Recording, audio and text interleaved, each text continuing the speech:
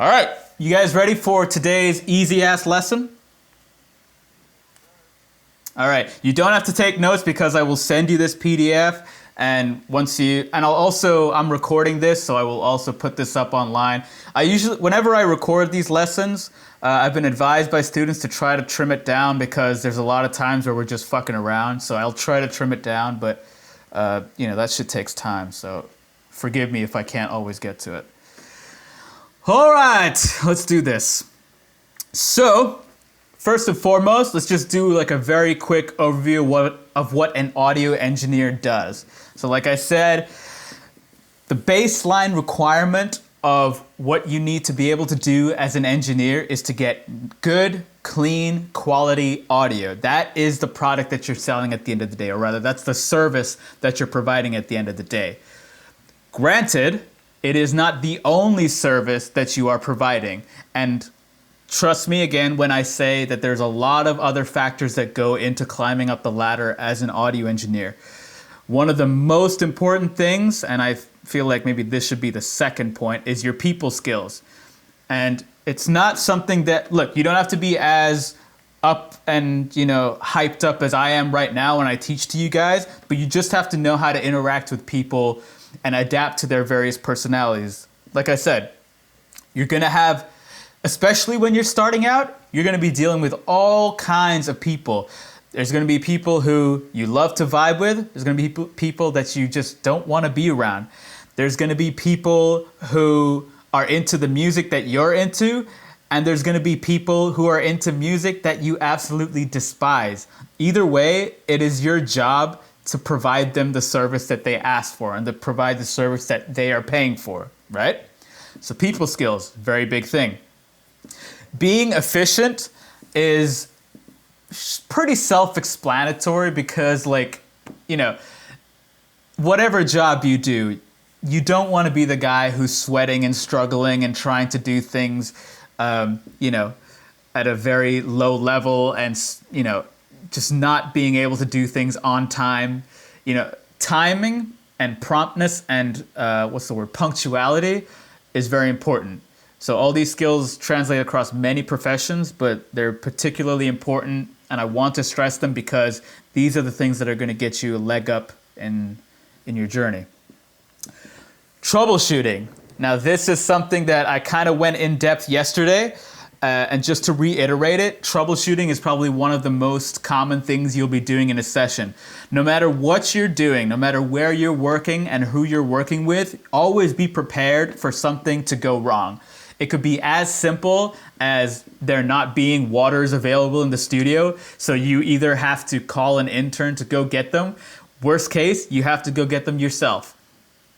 It can all range all the way up to you completely mess up a recording and you have to face the consequences of it. But troubleshooting is a key part of things. So, for example, you have a vocalist coming in to do a vocal session. The right thing to do is to proactively prepare for this session. So set up the microphone. If you don't know what microphone he likes, maybe just set up the one that he's most likely to use. And for rap, it's usually U87. Actually, for a lot of things, it's usually U87. Maybe if it was like folk, acoustic, pop, I would go like the Telefunken Elam 251 route. But other than that, a U87 is a pretty safe bet. Test the signal. Make sure it's getting to the preamp, to the compressor, into Pro Tools. If it's not getting in there, track your signal flow. Again, signal flow is where does the signal start, where does it go through, and where does it end? Check every step of the way. The tie line in which you plug it into, the cable that you're using, the preamp phantom power, the compressor, the patch bay. Check every single step of the way to make sure that you're getting the signal as clean as possible into Pro Tools. A lot of times you can have an intern or a fellow engineer help you out, like have them test the microphone while you just make sure it's getting into Pro Tools. Another example of troubleshooting is, I think I mentioned this yesterday, but check the computer, make sure there's enough disk space. If you're running a hip hop session and there's like 2 gigs left, dude, you're not going to make it. It's, I mean, you might just make it, but you're really, really playing it fast and loose. If you're doing a full-on classical orchestral session with tons and tons of microphones and recording at a much higher sample rate, then you need to make sure there's at least enough data for that. A safe number to have on your computer in terms of space is 100 to 150 gigs minimum. Make sure there's that much space minimum on the drive into which you're recording. Remember, I said yesterday that it's very, very efficient to have your Pro Tools software and OS on the same drive, and then have your audio files and your session data on your hard drive, on an external drive, right? So make sure there's at least 100 to 150 on the external, and on the OS drive, there should be at least 100 gigs free. 150 if you can really do it. You're close. Sample rate is basically the number of samples that get converted from the electrical domain to the digital domain. So you guys have watched movies, I assume, yes? So do you know what frames per second is? Exactly. So if you think about how many still images are shown in a second in order to make it seem like one smooth image, relate that to audio. How many audio samples do you have to take per second so that when we hear it back, it sounds like one continuous form of audio? And they've decided on this number, 44,100 hertz. So 44.1, when people say 44.1 sample rate, that's what they're talking about. 44,100 samples in 1 second need to be taken in order to represent the audio in the best way. What you're doing is you're literally taking 44,100 instances of audio in order to represent it in the digital domain. Same way when you take 24 still shots per second in order to represent it as smooth movement, it's the exact same analogy. My tongue got all caught up. Other sample rates are 48,000 hertz, 96,000 hertz, 192,000 hertz. The standard that we normally work in is 44.1 24-bit or 48 kilohertz 24-bit. Okay? Making sense? If you're working with film, you're most likely going to be working at 48 kilohertz. Music, you're probably going to be at 44.1. Now, the thing is that the higher the sample rate, the higher number of samples you're using, so there's way more definition. However, that means you need to eat up way more space on your computer, and it's going to take way more processing for your plugins to process that audio. So there's a pro and con when it comes to increasing your sample rate. Another thing about sample rate, do you guys remember that whole Nyquist theory? Anybody? Nyquist theory? It sounds like NyQuil, but it's not. So Nyquist theory basically states that if your sample rate is, say, 44,100, it can capture frequencies all the way up to half of that number. Does that make sense? So if your sample rate is 44,100, it can capture frequencies up to 22,050 hertz. Makes sense? So if my sample rate was 48,000, then I can capture frequencies up to 24. So half of that. Make sense? Say it again. That's for conversion into the digital world, from analog to digital. When we're talking about sample rate, we're talking about analog to digital and digital to analog, both. Yes? Cool. What was I going to say? So, oh wait, what's the range of human hearing? I didn't ask that question. Yes, so think about this. 20 hertz to 20,000 hertz is the range of human hearing, right? I just told you that the standard sample rate is 44,100. And I told you that Nyquist theory says it can capture frequencies up to 22,000 hertz, which is well above the range of human hearing. So even though you're working at 44.1, you're still capturing everything that the human ear can hear. Now the question is, just because you can hear something, or rather just because you can't hear something, does it influence your perception of sound? Do you know what I mean? No, you don't know what I mean. So, look, you know that there's radio waves and all shit that's going on above us and we don't even see that stuff, but there may or may not be an effect on our brains or on our ears or eyes, right? Same way when you think about audio, just because you can't hear something, does it mean you can't perceive it? You know what I mean? So there's no right or wrong answer. I'm not telling you something is factual or not. This is just an observation that is worth pondering over, if you will. Cool. So that was a long and winding road just to talk about troubleshooting. Troubleshooting, if I wanted to break it down in a more casual, colloquial way, I would say shit's gonna go wrong. Be prepared to solve it in real time, and more importantly than anything, stay calm. Stay calm. You can figure this out. Do not yes.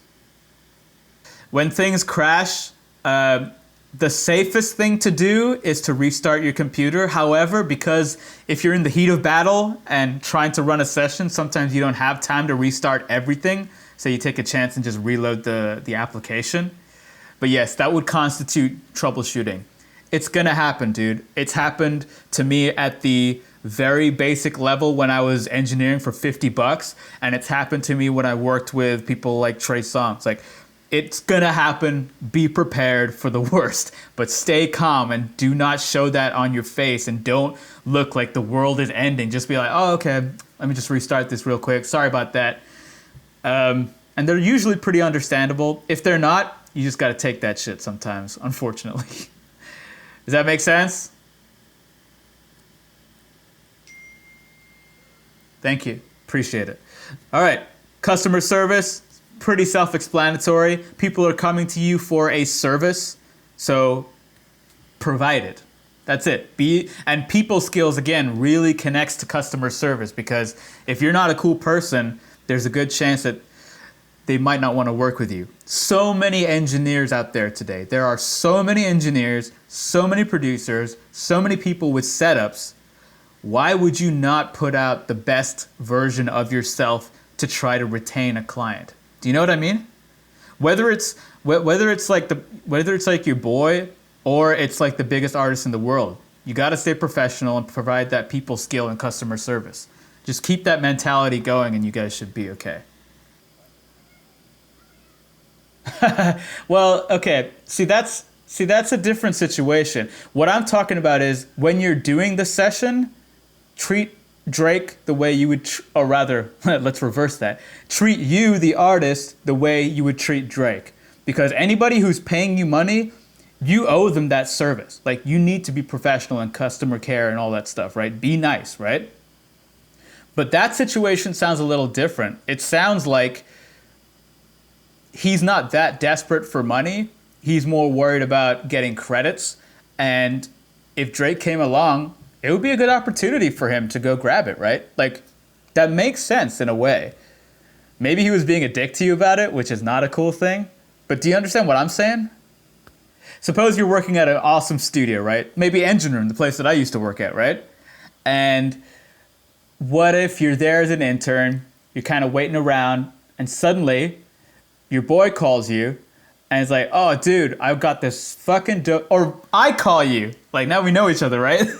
It's like, Raymond, I got this fucking dope song that I'm working with. You're perfect for it.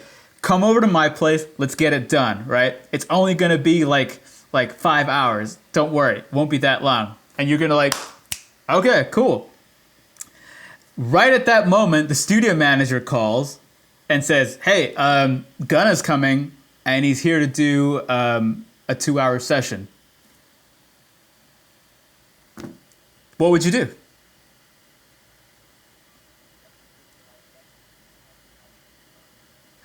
Exactly. When you're confronted with these, dude, when you're confronted with the actual situation, that's when you really start to think about who you are as a person and what your morals are and what you stand for. Now, what I would do personally in that situation, if we're friends, I'm going on the assumption that you and I are friends. I would call me back. If I was you, I would call me back and be like, "Hey, dude, you know you're my guy, but this opportunity has just come my way, and I really, really would appreciate it if you just respect the fact that I'm going to take it. I will get to your session. I'll give you half off next time we do it. I promise you. I got you, but just give me this little chance to do this right now." And if I'm me, I'm going to be like, "Dude, fuck yeah, go do that Gunna thing." I would totally be in support of that. That's way more supportive, right?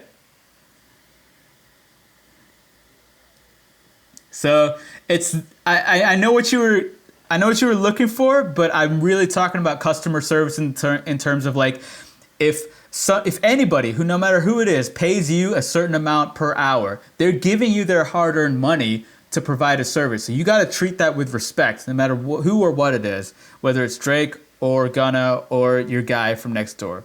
So that's what I was trying to say. Does that make sense? All right, so let's talk about some other jobs that you can get into. I've already talked about music production, where you actually work at a studio. And basically the way that works is you're an engineer on call. Whenever a session comes in, based on where you rank among the engineers, you will get the call. If you're number one phone call, you'll get the number one phone call. And then the manager just goes down that list until they eventually get to an assistant or an intern. Worst case scenario, an intern. Now, that being said, I have told you guys stories where the intern did get the opportunity and ended up climbing up the ladder very fast.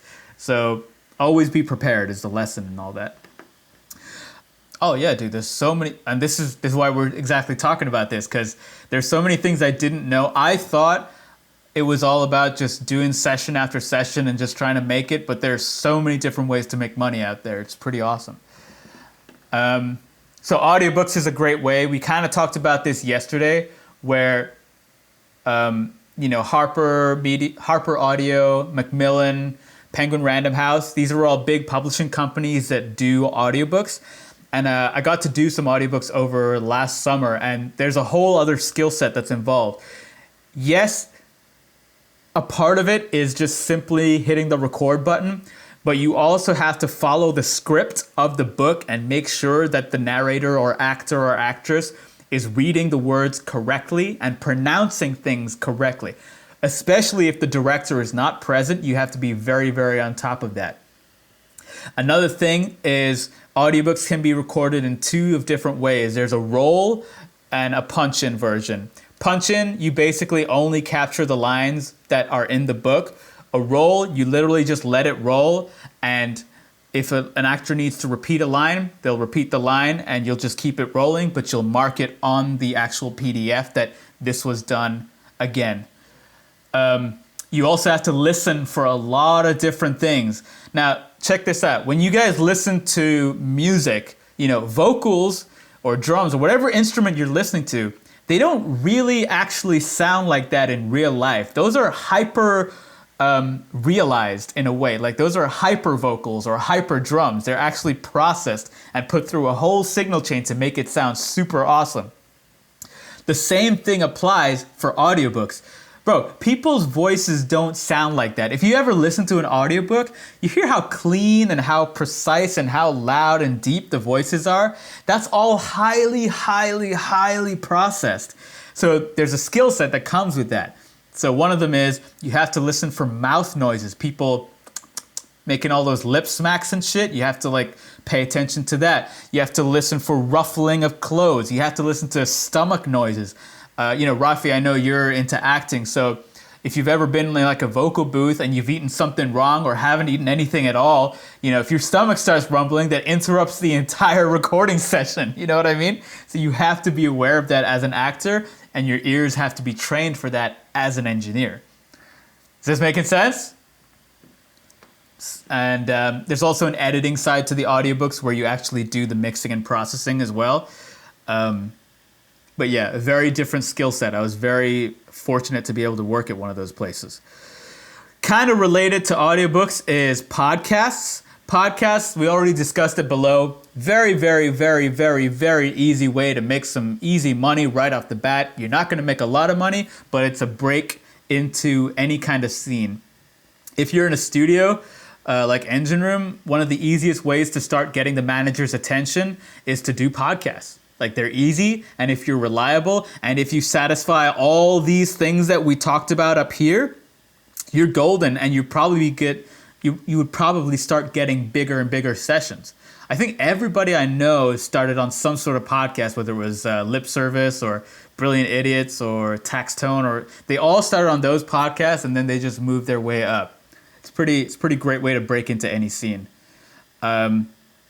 Podcasts, you don't have to worry so much about the mouth noises and stuff, and they're a little less controlled than audiobooks, because audiobooks is a very, very fake environment, and they're really trying to capture the cleanest sound, whereas podcasts is like the way I'm talking to you now, just cursing and moving shit around and jumping up and down and stuff, so you have to be able to adapt for that as well. Making sense? Yes, very good. Film production and restoration, I would put these two kind of in the same, but like film production and restoration, obviously you guys know that film requires audio. Anything with audio is an opportunity for you as an engineer to make some money. So, film production can be something as simple as being the sound guy on set, basically holding the boom microphones around. Could be a mixer, could be an editor. Anybody who wants to make money really easily. I took a job at a corporate company that basically did like financial reviews every month or something, and they did these like boring ass fucking videos on their fiscal accomplishments or whatever, and all I had to do was just edit the ums and the ahs and the oohs and all the bullshit words out, and like an hour's work, maybe an hour and a half, $300 easy. So there's money out there to be made. Acoustician, that's another great job that you can get. Obviously, you guys didn't seem really thrilled about the formulas and the mathematics and the physics of things, so I'm not really counting on anybody going in that field. But if you ever eventually get to a point in your life where you're like, you know what, I'm kind of into math right now, you could be an acoustician. And that doesn't just apply for studios. You can be an acoustician for cars, office spaces, like church. Yes, who said that? Fuck yeah. Peter? Oh, theater. I was like, who the fuck is Peter? And we got to kick him out of the class. Yes, theaters. Exactly. And going off of churches, you can get into live sound. Live sound is a good way to make money too. If you guys are real fans of live music, I would highly recommend getting either being a stagehand or something at a live theater or a live venue. Obviously, you can't do that right now because of COVID, but that's a great way to break into those scenes, is just be a stagehand. I did like stagehanding for like 1 or 2 weeks at the knitting factory. You basically just help them lug gear around and you can shadow the engineer, and it's like $100 for the night, but you get to learn everything about what goes on in a live venue. Very cool way to make some money. And obviously, a lot of these jobs, if you climb the ladder and you get the clients that pay the most, they'll retain you, or they'll put you on a retainer, which is essentially a contract. That means like you work for us for X number of months and we'll pay you this number, this much number. If you can, try not to, well, I don't even know. I don't even want to say, but me personally, I try not to get into exclusivity contracts because I just like doing so many different things. Like I do film restoration, I teach, I do audio production, I do podcasts, and I don't want to ever be in a situation where SAE tells me that you can't engineer. No, fuck that. I'm out then. So that's my personal choice. You guys obviously do what's best for you. Teaching.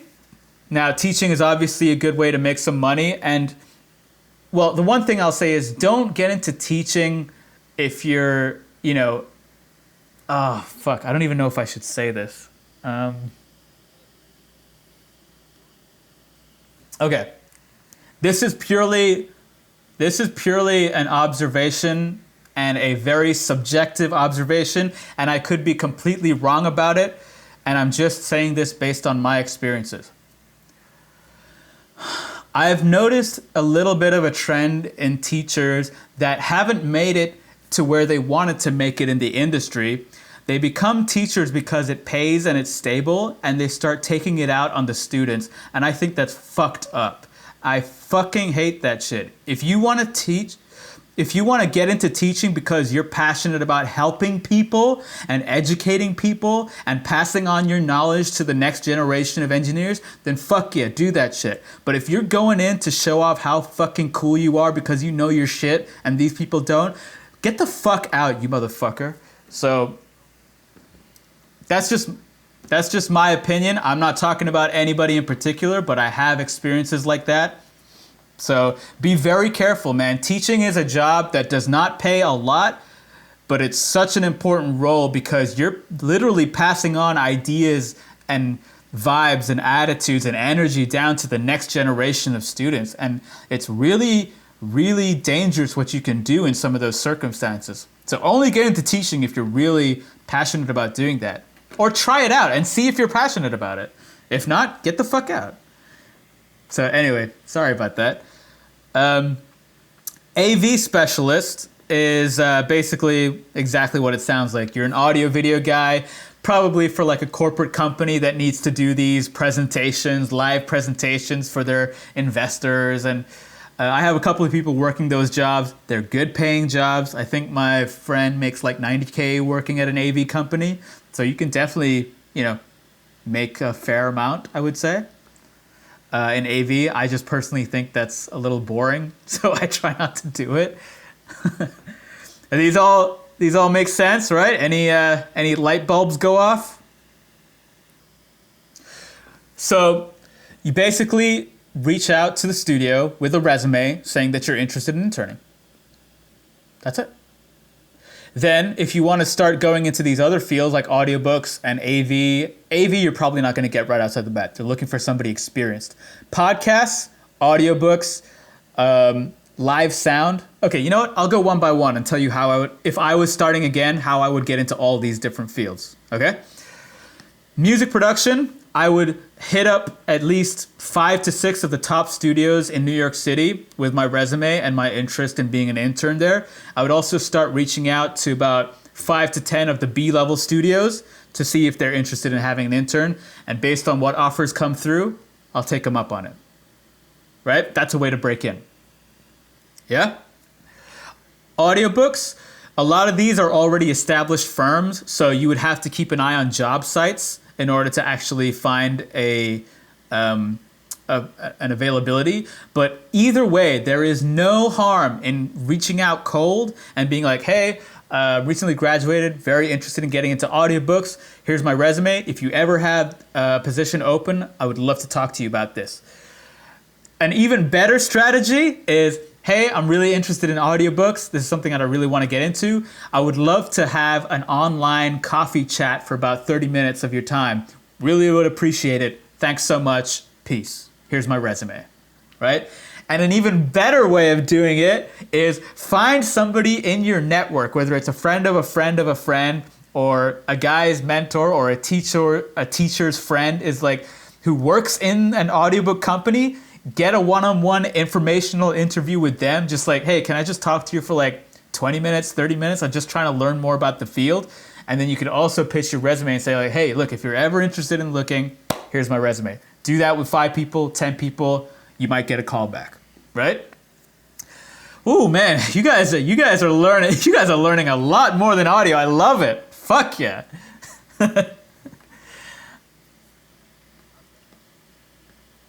Yeah. I mean, there's so many mentors you have throughout the field, man. Anybody who has been through an experience can teach you. And I say that as a teacher to students because, like, you students are going through experiences and I can learn from you too. So I really am open to that two-way communication. Let's see. Film production.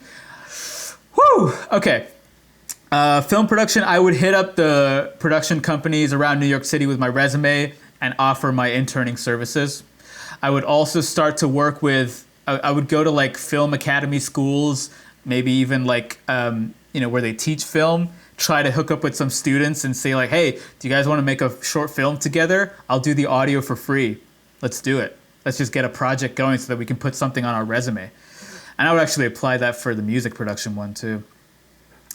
Acoustician is a lot harder because you actually really need to know your shit. I think the only way to do it is to apply through official job sites. And I've never actually, this is like one of the few jobs on this list that I actually haven't done. Like I haven't done acoustician and I haven't done AV specialist. So I would just say apply.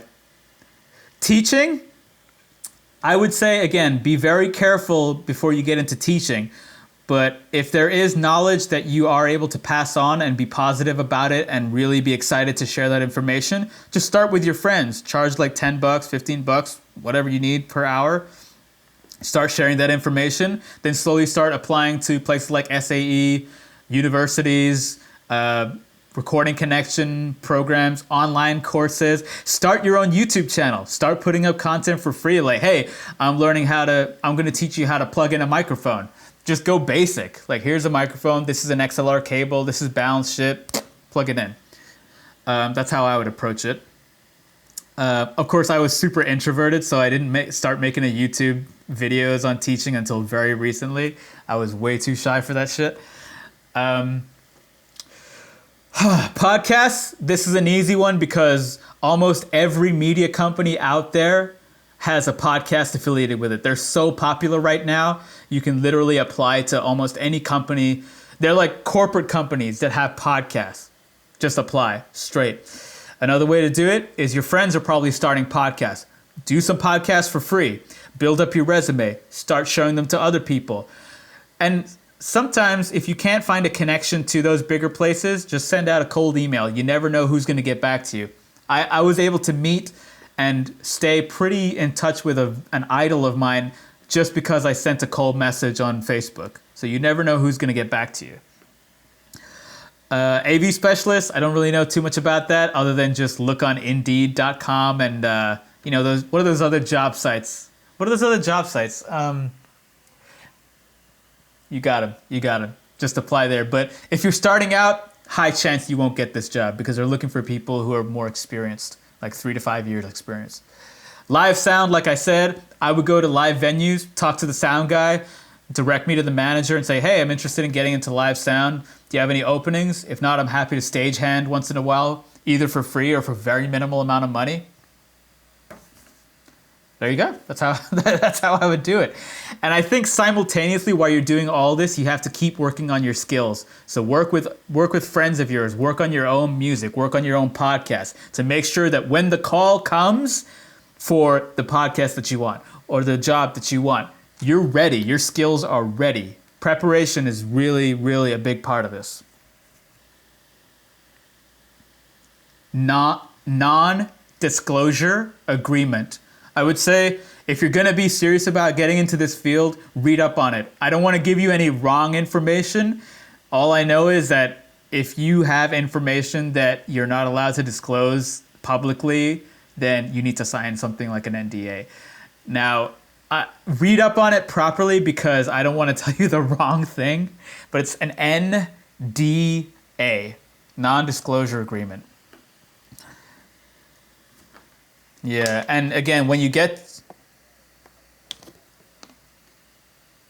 Yeah, I would say, if I knew a lot of the legal stuff, I would say it, but I want to be very careful about what I say, so I would say read up on it. Or, oh shit, fuck yeah. So we were talking about just sending out cold emails.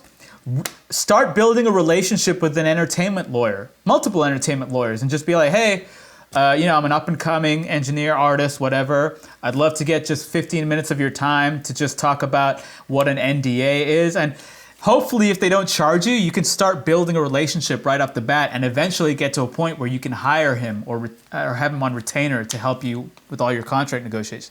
Again, this is a people industry.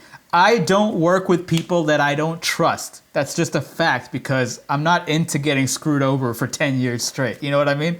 So just start building those relationships and those networks. Yeah, man. Yeah, it's if you're careful and you're cognizant, conscientious, and you get as many opinions around you as possible, whether it's from your teachers or your mentors, you should be pretty safe. But always stay vigilant, okay? There's something happened with the music, and I don't know if this has always been the music industry, but like people are so desperate for money, man, and it changes them as people, and that's one of the reasons why I got out of it. It's like I started to notice a change in myself personally. Like I started to become a little more less friendly and a little more desperate in terms of like, just, money was rough, man. And I would just be bitter and resentful because like I didn't make it and shit. And yeah, I don't know. It's a dangerous path to go down. So just be very careful. Yeah. Dude, that's dope. Yeah, man. Like if the technology hadn't been as accessible as it was when I started in 2006, I wouldn't be here. Like, if there was no, like, studios in the music industry used to be a very, very closed circuit. Like, only, like, you would have to get past the gatekeepers to even get into it. So, when the technology came around, it allowed people like me to actually learn the technology and actually build quite a sustainable, solid financial life. Like, I never thought I would get this far, man. Like, technology is really fascinating. But yeah, just make sure that you try to retain your integrity and your personality as much as you can. It's very easy to go down like that bitter path. It's accessible, yeah. Well, there's multiple reasons, right? Yes, it's accessible, but also remember we talked about how when you're the artist and you know what you want and you know how to use the tools, you can just do it yourself.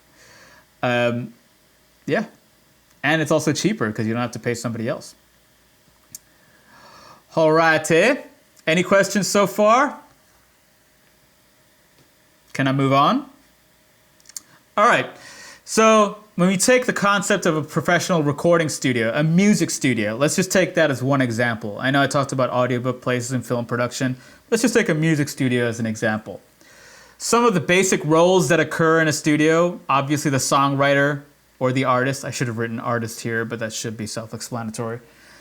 Recording engineer, I'm sorry, these are not the roles. These are the different aspects. So there's a songwriting aspect. There's recording, mixing, mastering, distribution. That's basically the process of music. Distribution is obviously, you guys know about TuneCore and DistroKid and United Masters and all these places. Okay, if anybody doesn't know, they're basically distribution platforms that get your music to iTunes, Spotify, Amazon Music, Google Play, YouTube, all at once. So it's pretty cool. I'm also going to say that music videos and all come under distribution because they're basically promo material, right? Let's see. Studio roles. So we got artists. The types of people who work at or come through a studio are artists, songwriters, producers, managers, tech, engineers, interns. So the artist is obviously the end consumer who's actually using the services of the studio, and this is the person we're all trying to make happy because they are paying us their hard-earned money. Songwriters and composers also fall into this category. Sometimes the artist is the same as the composer, sometimes it's not. Producers, it can be referring to the beat makers, the people who actually make the beats, or it can be referring to the producers who actually oversee the entire production process. So beat makers have really taken on the role or the name or the title of producer over recent years. But before that, the title of producer was the guy who basically sat with the artist from beginning of conception to end product of the song to make sure that the overall process was captured in the best way and the artist represented it in the most pure way that the artist needs. Managers, they basically oversee a lot of the aspects of the studio. So at Engine Room, we have 3 managers and an owner. The owner also co-manages. The studio manager basically is in charge of getting clients. He basically networks all over the place, all over the city, all over the country even, to bring clients to the studio. He usually has an assistant on staff too, in order to help him do that. Somebody have a question?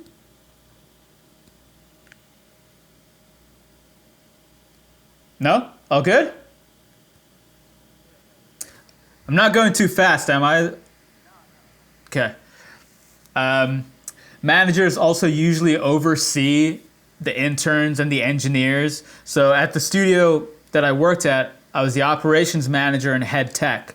So I was in charge of overseeing the interns, overseeing the general assistants who were right above the interns, overseeing the assistant engineers, overseeing the engineers and all their needs, and managing the tech side of things. So making sure that the backups work, making sure the computers are good, making sure the software is installed correctly, making sure if Pro Tools is crashing every session that I need to reformat all of that, making sure that the ACs are working.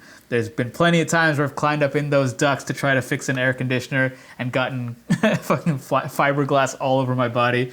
So managers do a lot to make a studio run.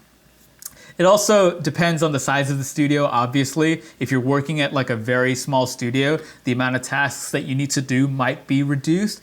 But if you're working at a multi-million-dollar studio, there's quite a lot of things that you have to do. Recording engineer, mixing engineer, mastering engineer, that should all be pretty self-explanatory. But let's actually skip the next one and go straight to the intern. So when you start off at a recording studio, 99.9% of the time you are starting off as an intern. Your intern jobs are basically making sure the facility's clean, making sure the microphones work, the cables work, making sure that the coffee's ready, the bathrooms are clean. Basically, you need to be part of the team in order to make the whole system work. If the artist walks in and there's no coffee, it's not a good look. The engineer does not have time to worry about the floors and the coffee and the cables. They need to worry about how to capture the best sound. And if everybody is working as a team in order to get the best product to the artist, everybody wins. And as an intern, your job is just the lowest in the ladder. That's just how it is. That's the way to break in. And it's a great way to get your people skills up. And it's a great way to actually learn from people who are already there. So as an intern, I would highly recommend, if you do intern at a studio, start talking to the assistants, to the engineers. Ask them if you can assist on the session or help them set up or help them break down. Just talk to them. Start to build a rapport with them. Eventually, you're going to be asked to assist on a session. Maybe even talk to the manager. Show the manager that you're actually proactive in getting a job as an engineer and you want to work on sessions. The one thing that I've seen happen very few times, but it has happened, I've seen interns come in and they make coffee, they clean the floors, and they just sit around, and at the end of their shift, they bounce. And sometimes they do that for 6 months, 1 year, year and a half, and they're still interns. And it's sad because, bro, are you here to be an intern or are you here to be an engineer? Why have you not taken a proactive approach in terms of getting in front of the console or getting in front of some microphones or actually trying to do some sort of session with your buddies? You know what I mean? So this field is very, very proactive based. Does that make sense? Yes, but instead of thinking of it as like scared to take charge, as long as you're not doing anything ridiculously out of line, that should be okay. So look, if something is within your purview, like if you know as an intern, you need to test the cables, and if you're testing cables and being proactive about it, there's nothing wrong with that.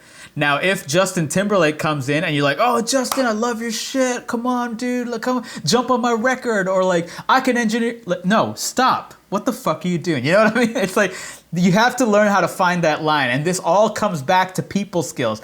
You need to be able to develop a sense of your environment and know, like, how far can I go? When do I need to dial it back? Like, you really need to get a sense of that. Usually there are different protocols to it, but if you're going to do anything like that, I would say talk to the manager or talk to your supervisor and just say like, "Hey, look, I've interned here for about a month or two. I think I'm doing a pretty decent job. I'd love to start learning the rooms and starting to get in there. What's the procedure I have to do to get to that?"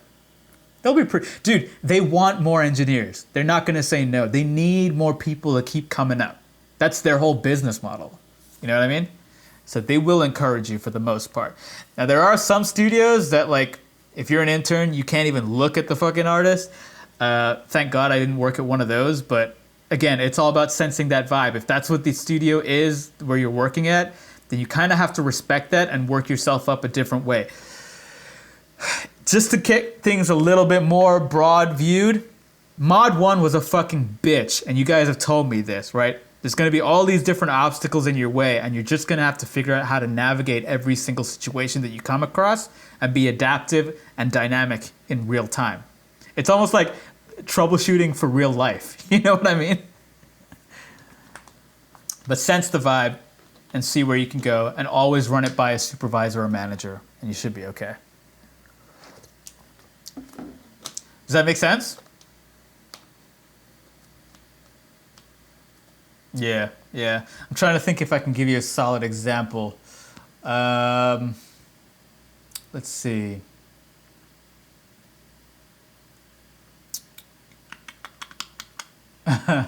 So I have a good friend named Lee who used to work, Blackheart Supreme. That's his producer name, I guess. He used to work at the studio, and he told me like he loves the assistants who kind of just chill in the corner, and then they're very aware of what's happening in the session. Like somebody will say like, oh man, it's getting hot in here. And the assistant is already turning the thermostat down. Like they were just paying attention. So that's an example of you're being proactive. You're kind of like taking a charge, but you're not stepping outside your purview. You know what I mean? Right? Yeah, anticipatory service. What's another example? If there are no waters in the studio and fucking Angela Yee and all her girls, I was going to say something else, but all her girls are coming in to record lip service, then go get some waters, dude. And worst case, pay it out of your pocket and have the owner compensate you back. You know, be proactive. You know what I mean? They're not gonna yell at you for being like, why the fuck did you get these waters? It's like they're trying to serve the artist at the end of the day, you know? All good?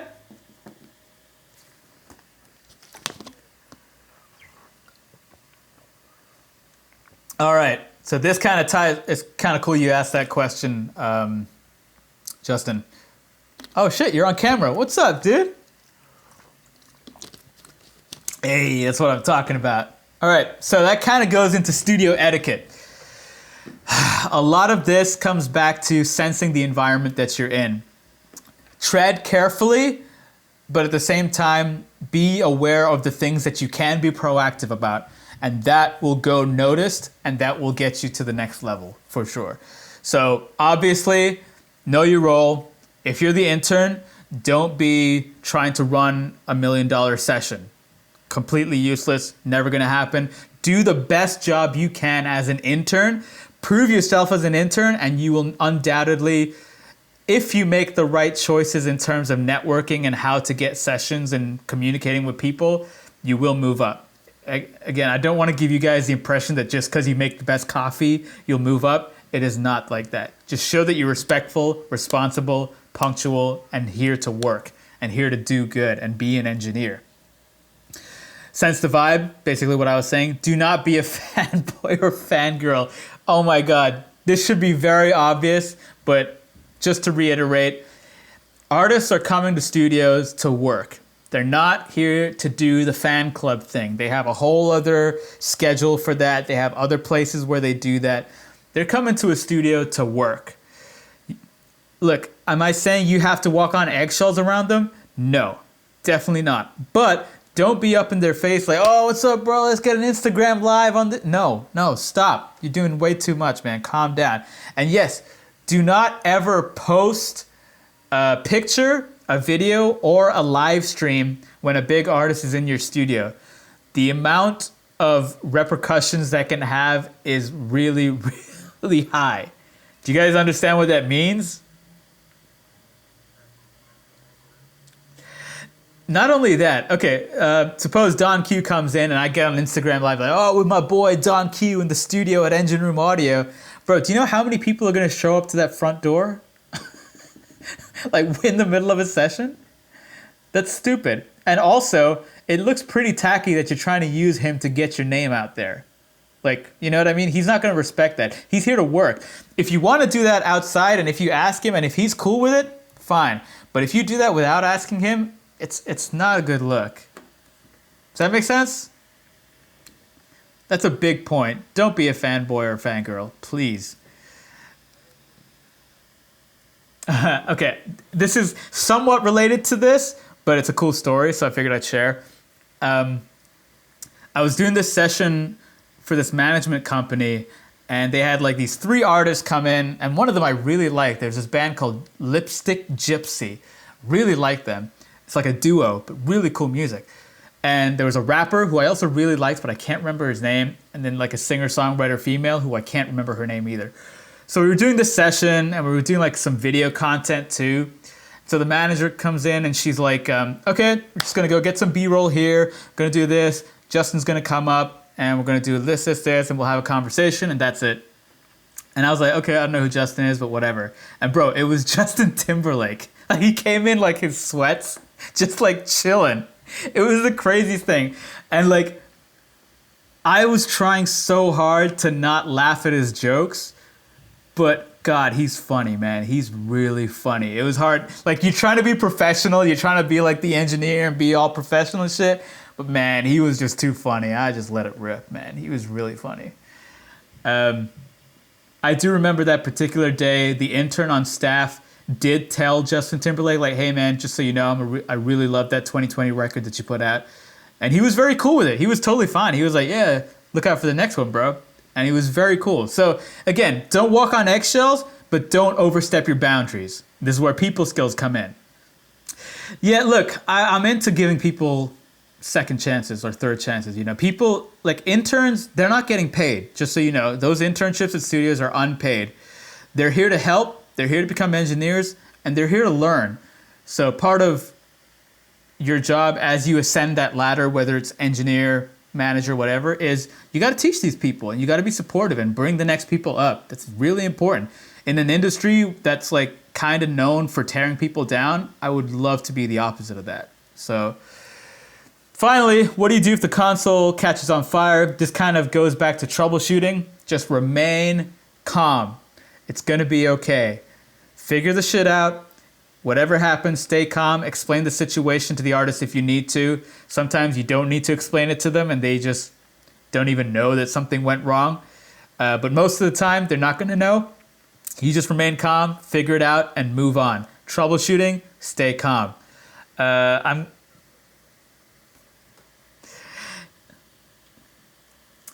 Yeah.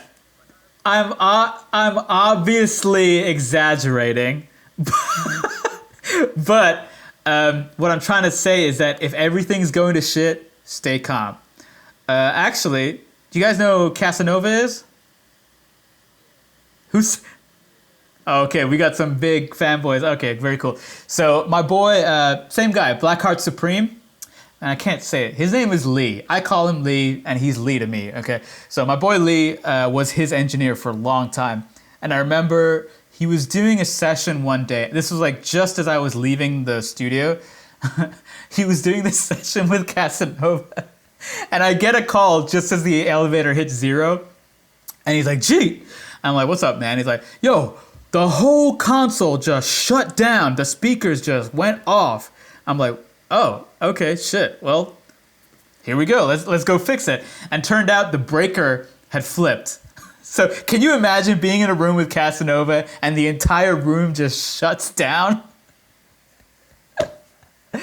Shit happens. Shit happens. But you know what? He had already built a trust with Casanova. He'd done it. Say it again? Yeah. Yeah, your microphone was on, bro. Yeah, so he'd already established a trust with Casanova, but like he just stayed calm. He was like, "Oh, it's okay, cool. I'll fix this." And he literally just went outside the room, called me in a panic, and was like, "Yo, what the fuck is going on?" And we fixed it. And we fixed it together. Like, do you know what I'm saying? Like, stay calm in front of the artist. Take it outside if you need to, or have the artist say, "Hey, man, you want to just go smoke up while I do this thing?" Like, don't show them the inner workings. If you know what I. Does that make sense?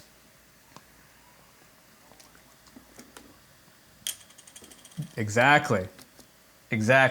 Or somebody used to tell me, when you see a duck on the water, you don't realize the work it's putting in to paddle along the way.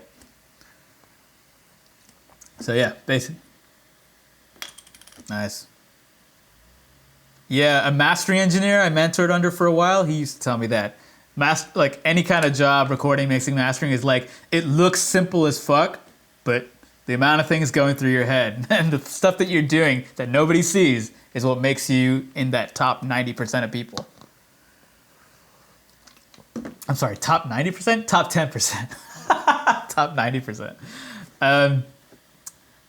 Okay. This is like a famous quote that one of my mentors would tell me, like, engineering is easy, it's all about the bathrooms. And literally, there would be scenarios where we're at the studio, full-on 64-channel SSL console, and we're working, and one of the artists, homeboys, comes up and like, yo, have you seen those bathrooms though? They're clean. I'm like, bro, there's a whole console in front of you. Why are you not amazed by this? And it's literally comes down to customer service. People love the fact like they're in a 5-star hotel and they're being treated to this amazing service. So again, go back to customer service all the time. And this is a people industry. I must have said this about 50 times. If you guys haven't got it by now, I hope you do eventually get it because that's a big part of it.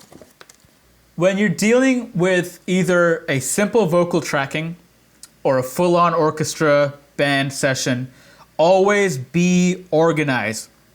What do I mean by that? Make sure that you follow the protocols of saving the session in an external drive. Make sure that all the audio files affiliated with the session live in the same place. And when we get into Pro Tools tomorrow, I'll talk a little bit more about session organization. But organization is key because you have no idea when that artist is going to come back to you and say, hey, remember that song we did 5 years ago? Do you mind bouncing out an instrumental version of that? And you have to say, yes, sure thing. No problem. Let me pull that up right now. Does that make sense? Like, be organized. Organize your shit, or else somebody who's better at organizing will take your place. You know what I mean? So organization is key.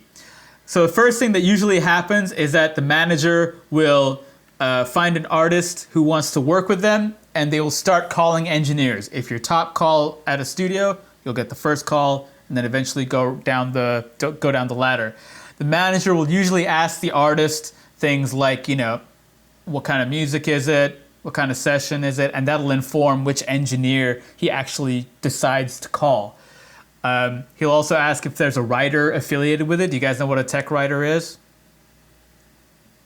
So a writer is basically a list of requirements that artists need before they arrive to the session. This is usually with like much bigger artists. All your low up-and-coming artists usually won't have a writer affiliated with it, and they're happy to just have water, coffee, tea, basic essentials.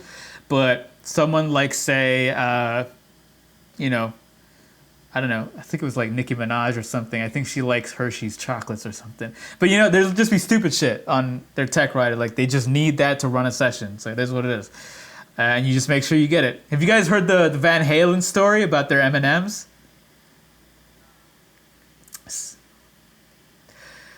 Yeah, so it's something to the effect of whenever they went on like these stadium tours or like the arena tours, they would always send their tech writer ahead of time. And on the tech writer, there was one line that said, we would like only green M&Ms. And if they showed up to the venue and there was a single discolored M&M or differently colored M&M, they wouldn't play the show.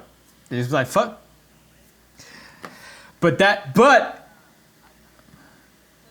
the point, I know they all taste the same, but that's not the point. They want to know, look, dude, these guys are playing big arena shows where stage props and shit's falling off and fireworks are going off. If you can't pay attention to every single detail, it is not a safe environment and they're going to get sued. So they're only going to trust people who read every single line of that and make sure that everything is to the T. I know that's a little extreme, and I don't know if that's an actual rumor or a truth, but I understand the sentiment behind it. You know what I mean? I know it's a little anal, like, come on, bro, really? One red M&M, you can't let that slide? But what they're really trying to say is like, no, you're not paying attention. Like, somebody could die if you don't pay attention in these big arena shows. You know what I mean? Like, have you seen big arena shows? People on like ladders and shit and moving shit around and lights going around. What if a light fell down on what's his name, Eddie Van Halen, and just killed him? Like, you know what I mean? If you're not paying attention to every detail, it could result in some really horrific things, especially live situations. This reminds me of like that wrestler who died. Remember? What's his name? Owen Hart. He was on like, yeah, that's crazy, man. Fell, what, 30 feet? Huh? It was Owen Hart. He fell 30 feet from a suspender thing. Man. So he like used to make this big entrance where he would come up from the top of the stadium on this kind of suspension thing. And one day, suspension didn't work properly. It let loose and he fell to his death.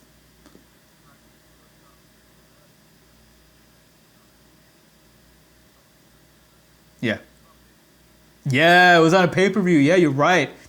Oh, yep.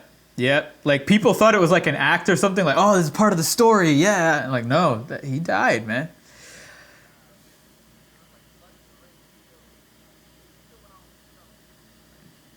Man, can you imagine that? Like, suppose like what's his brother's name? Brett? Suppose your brother dies and suppose your brother dies. Yeah. And you have to like,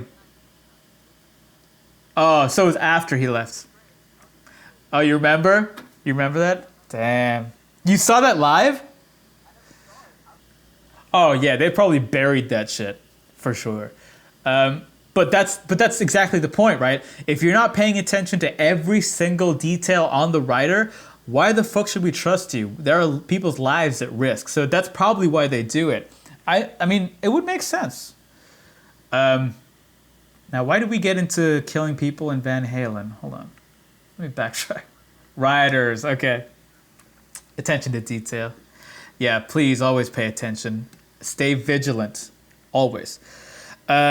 So then obviously the studio manager finds out all the information if he can. A lot of times when you're an engineer, you just get a call like, hey, you got a session. What's the session? Don't know, just show up. I remember the manager called me saying like, oh, I got a drum session for you. I'm like, dope, I'm into it. I love drums. I show up and as I'm setting up the drums, this Korean lady walks in with a harp. I'm like, hey, and I said something stupid. I'm like, hey, are you here for the drum session? She had a fucking big ass harp, and I said, are you here for the drum session? And she's like, I think so. And I'm like, okay, well, come on in. Turns out it wasn't a drum session. It was a full band session. So it was drums, strings, harp, bass, guitar, vocals. So it's like, be prepared for anything to get thrown at you.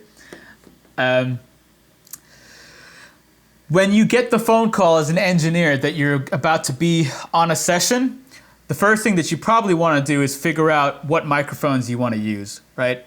If it's a big band session, you're going to want to call ahead of time to your intern or your assistant engineer and be like, hey man, I got a session at this time. Do you mind grabbing these microphones, these cables, these preamp outboard gear, and start just placing them in the room. When I get there, we can start putting them together. If you trust your assistant and intern enough, which I do recommend you do so that they can learn from the experience too, have them start setting up the microphones and the cables. Get them to practice as well. So that's the first thing you would do as an engineer. If you want to organize that in a more efficient way, you can use what's called a input list. This is an example of an input list. So for example, you have the session date. This is something that you would forward to your intern or your assistant or anybody who's going to be on shift during that time. And say, okay, my engineer name is this. What preamps do you need? I need the Neve with a snake just in case. Sample rate, bit depth, 2448. Where is it? The mez is the A room, time, and then additional notes if you want to. But this is the main section that I want you guys to look at. So you list out the various instruments. You list out which microphones you're going to use. You list out which tie line you're going to be plugging them into. If it's a condenser, you make sure that it has 48 volts assigned to it. You know which preamp you're going to go to. And finally, where it's going to show up on Pro Tools. Now this should actually be in the tape in section, but just imagine it was. Is this making sense? It's pretty self-explanatory, right?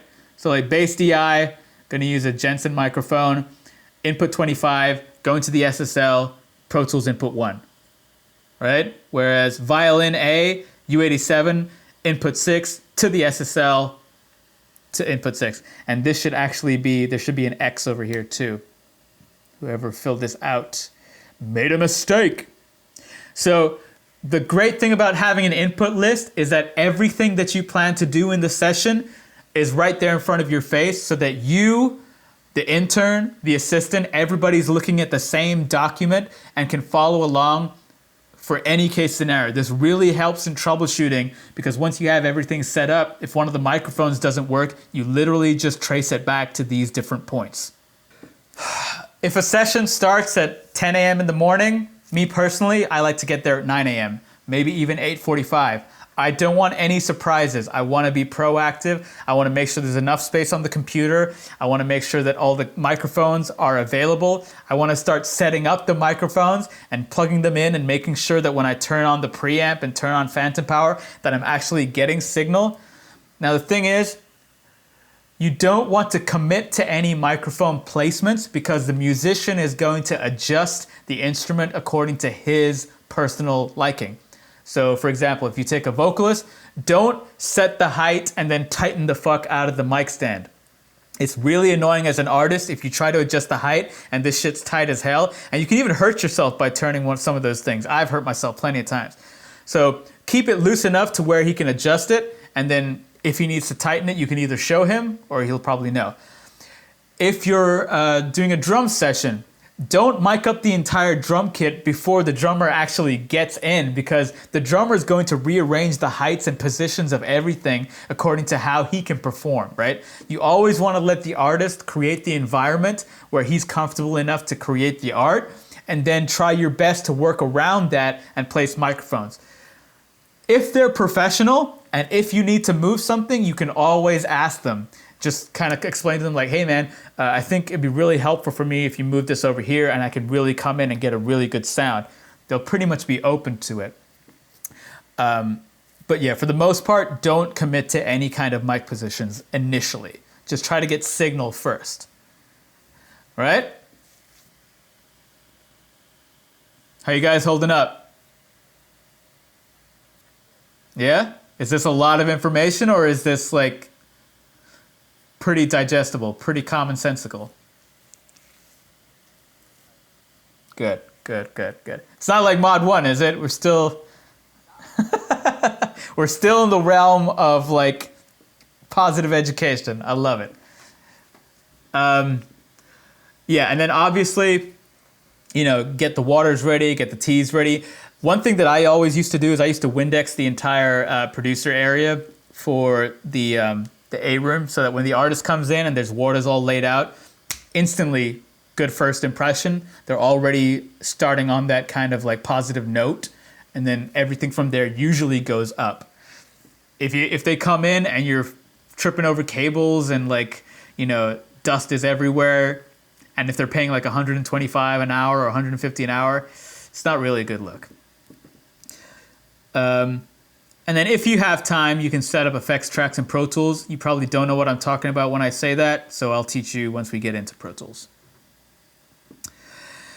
Alrighty. I kind of explained this, but as a part of the setup, once you set up the microphones, you need to start patching the cables into your preamps, into your console, into Pro Tools. Nothing really much to talk about there. But again, keep things organized.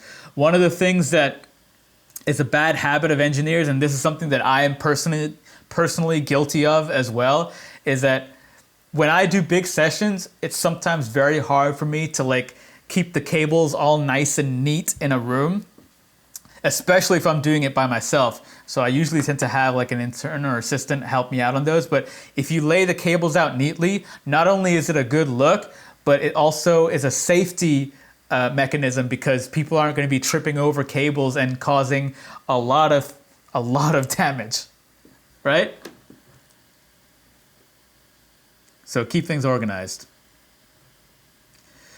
So Like I said, room presentation, set the vibe. I mean, these are all things that I'm reiterating. This all makes sense to you, right? Like these are things that I've been saying since day one, which seems like a lifetime ago, right?